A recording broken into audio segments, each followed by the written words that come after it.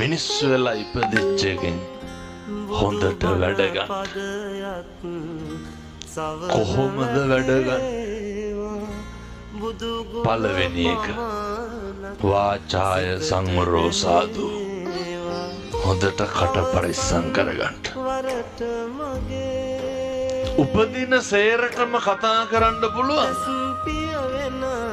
මම මේ විශේෂයෙන්ම තරුණ තරුණියන්ට කියන්නේ හැමදාම කතා කරන්න බෑ.